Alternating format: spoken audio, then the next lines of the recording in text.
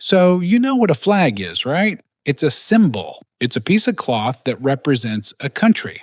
But what if I told you the Philippine flag has a secret, a hidden feature that, as far as I know, no other country in the world has? What if I told you the Philippine flag has a war mode? And what if I told you the national anthem, the one they sing at every movie and basketball game, was played for over a year with no words and that the lyrics were originally written in Spanish? And to top it all off, what if I told you the national flower, the symbol of purity, is an imposter? This is the story of how a nation of revolutionaries, poets, and dreamers created the symbols of their identity, and how every single one tells a story of collision.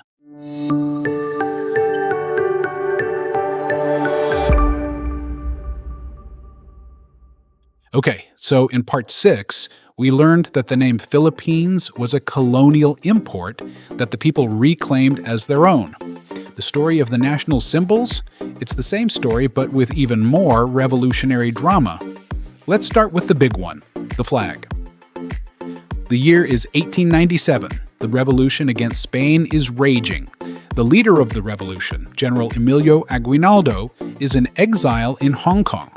He knows his new independent nation needs a symbol to rally behind. He needs a flag. So he designs it himself, and he asks 3 women living there in exile to sew it.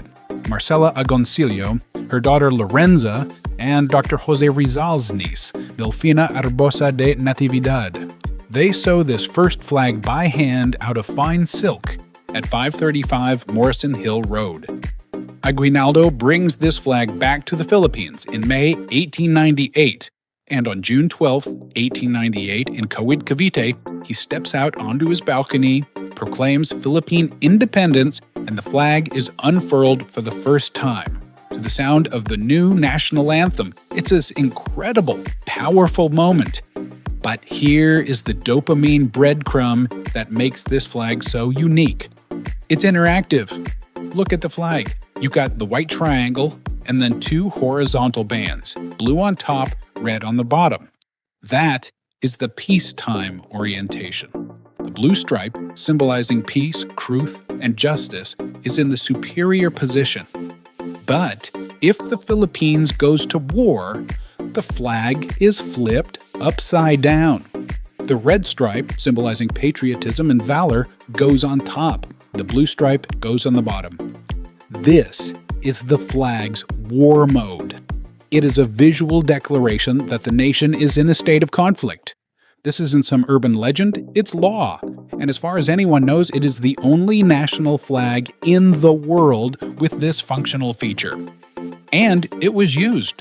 It was flown red side up starting on February 4th, 1899, the first day of the brutal Philippine-American War. It was used again by the Philippine Commonwealth during World War II and by the Japanese-sponsored Republic when it declared war on the US and UK in 1944.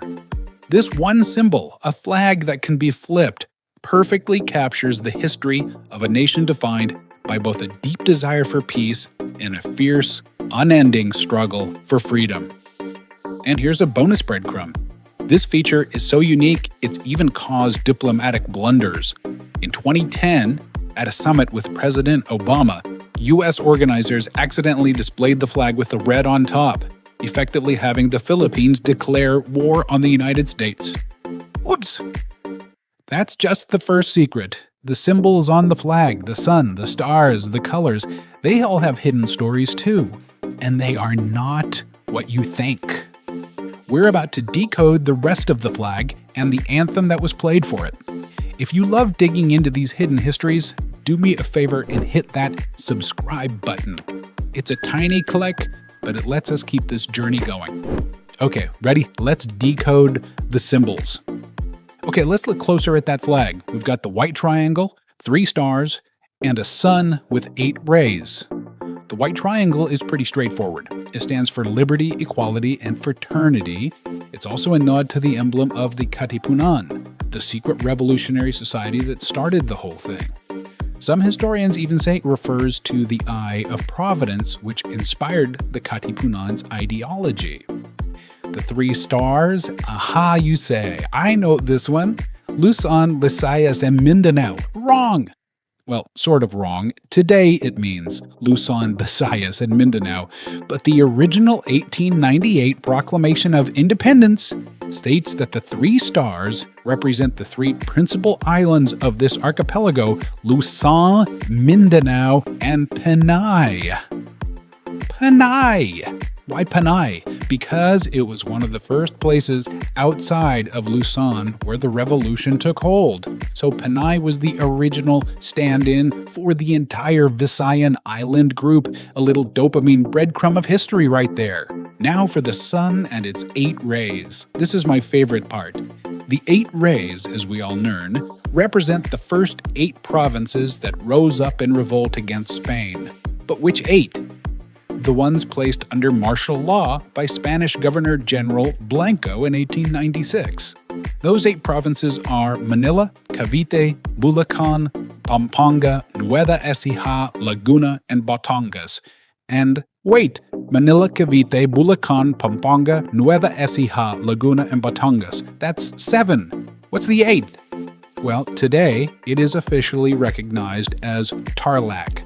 But if you look at the original proclamation document, the Acta de la Proclamación de la Independencia, Tarlac isn't mentioned. The 8th province listed in the 1898 declaration is Bataan. So what happened? Why the discrepancy? Historians still debate it. It's a 125-year-old historical controversy hidden in plain sight on the national flag. But the biggest collision story on the flag? It's the colors. Red, white, and blue. Why those colors? The Proclamation of 1898 is very clear. They were chosen, quote, commemorating the flag of the United States of North America as a manifestation of our profound gratitude towards this great nation for its disinterested protection which it lent us. Yeah, the colors of the revolutionary flag were a thank you to the United States, the very same country that the Philippines would be at war with just 8 months later, forcing them to flip the flag to its war mode against the country it was thanking. History is messy. Even the shade of blue has been a political football, with President Marcos changing it to a lighter shade in 1985, and President Aquino changing it back after the EDSA revolution. Now, let's talk about the song that was playing when this flag was first unfurled. It had no words. In 1898, Emilio Aguinaldo knew he didn't just need a flag, he needed an anthem, a marcha to stir the hearts of the revolutionaries. He commissioned a pianist and composer named Julian Felipe. Felipe composed a stirring, patriotic march. He called it Marcha Nacional Filipina. And that is what was played on June 12, 1898. Just the music. It was a national anthem with no words. It stayed that way for over a year. Then, in August 1899, a young soldier and poet named Jose Palma was inspired. He wrote a poem in Spanish titled Filipinas, and it just so happened his poem's meter fit Felipe's music perfectly. So, Filipinas became the unofficial Spanish lyrics. But then, another collision. The Americans took over.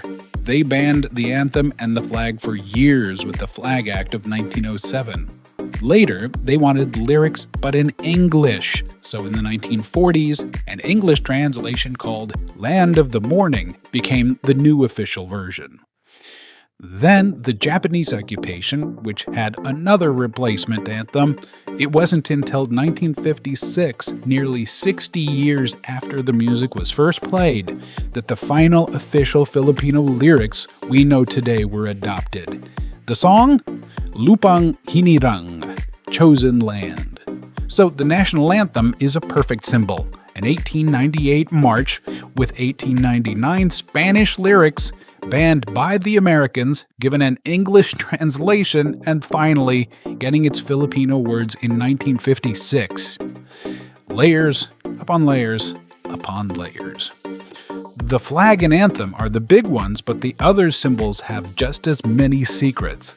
Let's start with the national bird, the magnificent Philippine Eagle.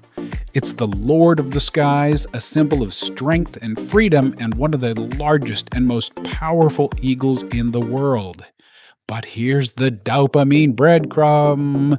That's not its original name.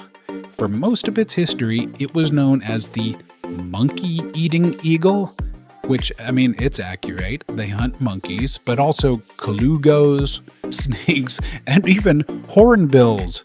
But the name isn't very majestic. So in 1978, President Ferdinand Marcos issued a proclamation to officially rebrand the bird, renaming it the Philippine Eagle to give it a more, national feel. It wasn't until 1995 that President Fidel V. Ramos officially declared it the national bird, replacing the unofficial, humble Maya bird. But the final and most mind-blowing story is the national flower, the Sampaguita, a small, white, incredibly fragrant flower. It's woven into garlands, hung in cars and on saints, and its white petals are seen as a symbol of purity, fidelity, and hope. It was declared the national flower in 1934 by Governor General Frank Murphy. Here is the climax, the ultimate aha moment. The Sampaguita is not native to the Philippines. It's an immigrant. It's an imposter. The flower, Jasminum sambac, is native to the Himalayas, to India, and Bhutan. It was brought to the Philippines by traders probably in the 17th century. Even its beautiful name is a story of collision. The name Sampaguita is believed to be a corruption of the Tagalog phrase Sumpa Kita, which means I promise you. This comes from an old legend about two lovers from rival barangays.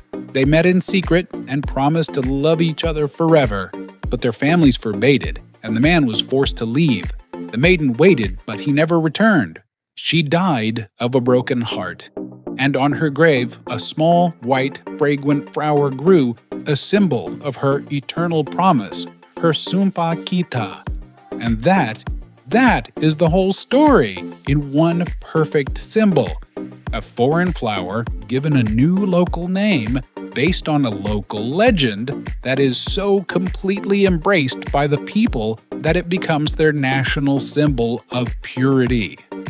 Just like the name Philippines, just like the anthem's Spanish lyrics, just like the flag's American-inspired colors, the Filipino identity is a masterclass in taking the foreign, the colonial, the imposter, and through resilience, creativity, and pure heart, transforming it into something new, something uniquely and proudly Filipino.